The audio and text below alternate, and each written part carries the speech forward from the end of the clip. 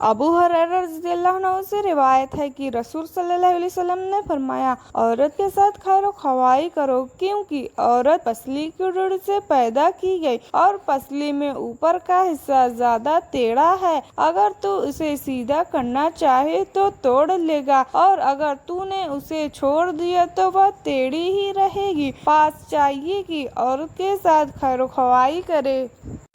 गर्मी में हिजाब करने वाली शहजादियां पर जन्नत की हवाएं सलाम करती हैं। रसूल सल्लल्लाहु अलैहि वसल्लम ने फरमाया, जाहिलों से फतवे पूछना, लोग अपना सरदार जाहिलों को बना कर लेंगे, इनसे मसाइल पूछे जाएंगे तो वह बगैर इल्म के फतवे देंगे, वो खुद भी गुमराह होंगे और दूसरों को भी गुमराह करेंगे। तर्जुमे 2652।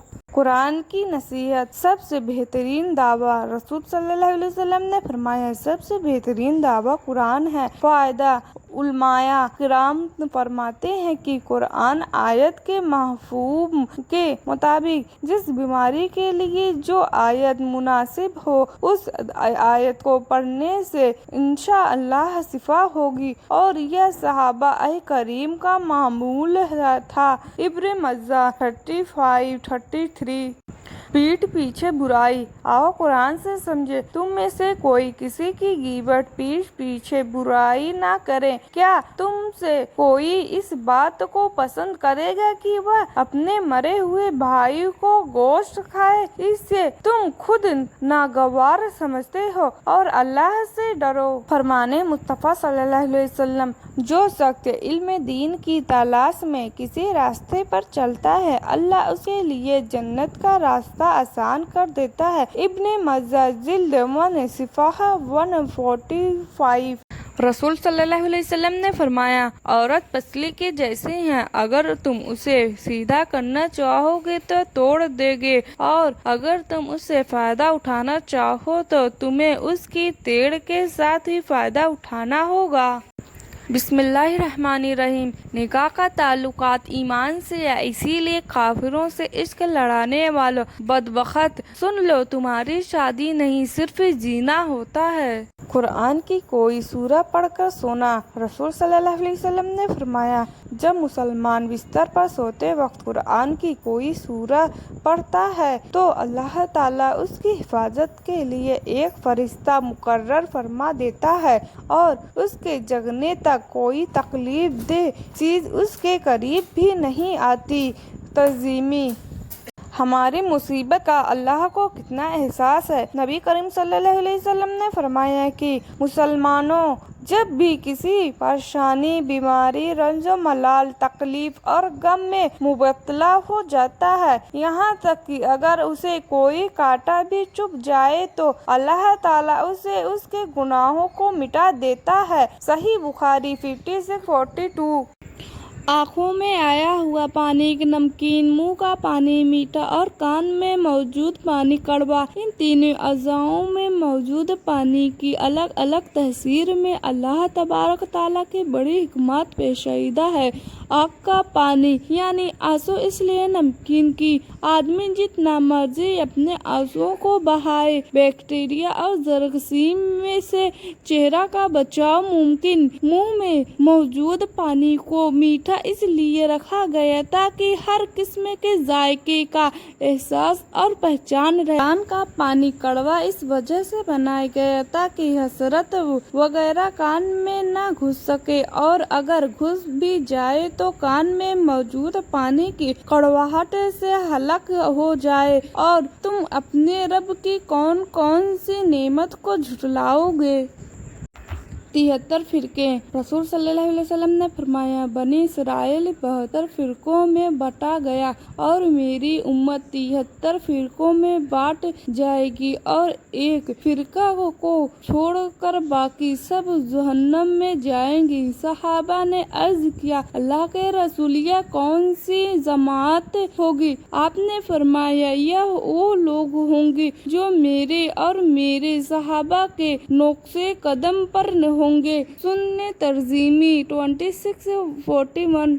سچی زبان اور صاف دل۔ حضرت عبداللہ بن عمر رضی اللہ سے روایت ہے کہ رسول صلی اللہ علیہ وسلم سے سوال کیا گیا، لوگوں میں سب سے بہتر کون ہے؟ آپ صلی اللہ علیہ وسلم نے فرمایا، صاف دل اور سچی زبان والا۔ صحابہ کرام نے عرض کیا، زبان کے سچے کو تو ہم سمجھتے ہیں، صاف دل والوں سے کیا مراد ہے؟ آپ صلی اللہ علیہ وسلم نے فرمایا، پرہیزگار صاف دل جس میں کوئی گناہ نہ ہو، نہ بغض، نہ کینہ اور نہ حسد۔ سنن ابن ماجہ 4216۔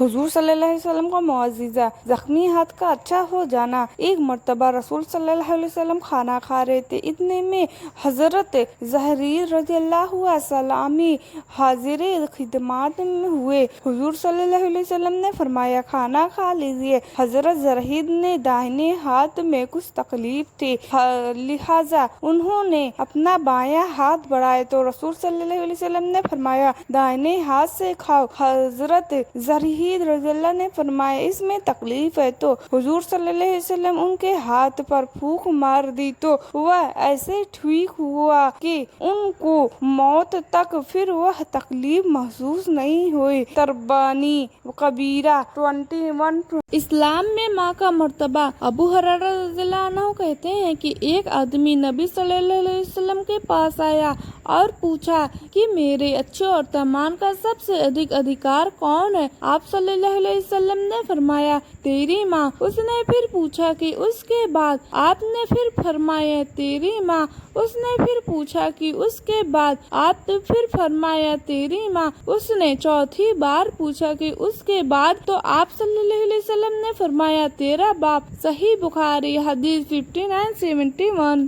فرشتوں کی دعا۔ فرشتے اپنے رب کی تسبیح حمد کے ساتھ کرتے اور اس پر ایمان رکھتے اور ایمان والوں کے لیے استغفار کرتے، کہتے کہ اے ہمارے رب، تو نے ہر چیز کو اپنی بخشش اور ایمان سے گھیر رکھا ہے، پاس تو انہیں بخش دے جو توبہ کرے اور تیری راہ کی پرواہی کرے، اور تو انہیں دوزخ کی آگ سے بھی بچا لے۔ اے ہمارے رب، تو انہیں ہمیشگی والی جنتوں میں لے جا جن کا تو نے اسے وعدہ کیا، اور ان کے باپ داداؤں، بیویوں اور اولادوں میں سے بھی ان کو جو نیک عمل کرتے ہیں۔ یقیناً تو غالب باحکمت ہے اور انہیں برائیوں سے بھی محفوظ رکھ۔ سچ تو یہ ہے کہ اس قیامت کے دن جسے تو نے برائیوں سے بچا لیا، اس پر تو نے رحمت کر دی، اور بہت بڑی کامیابی تو یہ ہے۔ قرآن۔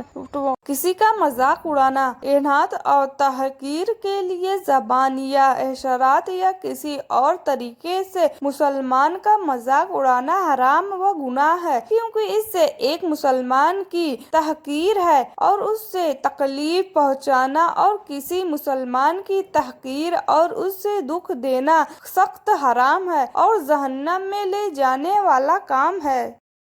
بد نصیبی کی پہچان۔ رسول صلی اللہ علیہ وسلم نے فرمایا، 4 چیزیں بد نصیبی کی پہچان ہے۔ نمبر 1، آنکھوں کا خشک ہونا کہ اللہ کے خوف سے کسی وقت بھی آنسو نہ ٹپکے۔ نمبر 2، دل کا شخص ہونا کہ آخرت کے لیے یا کسی دوسرے کے لیے کسی وقت بھی نرم نہ پڑے۔ نمبر 3، امیدوں کا لمبا ہونا۔ نمبر 4، دنیا کی حرص، لالچ، تکبر۔ نبی اکرم صلی اللہ علیہ وسلم نے فرمایا، جہنم میں جو بھی داخل ہوگا اسے اس کا جہنم کا ٹھکانہ بھی دکھایا جائے گا کہ اگر نافرمانی کی ہوتی وہ اسے یہ جگہ ملتی تاکہ وہ اور زیادہ شکر کرے، اور جو بھی جہنم میں داخل ہوگا اسے اس کا جنت کا بھی ٹھکانہ دکھایا جائے گا کہ اگر اچھے عمل کیے ہوتے تو وہ جگہ ملتی تاکہ اس کے لیے حسرت اور افسوس کا باعث ہو۔ صحیح بخاری 6569۔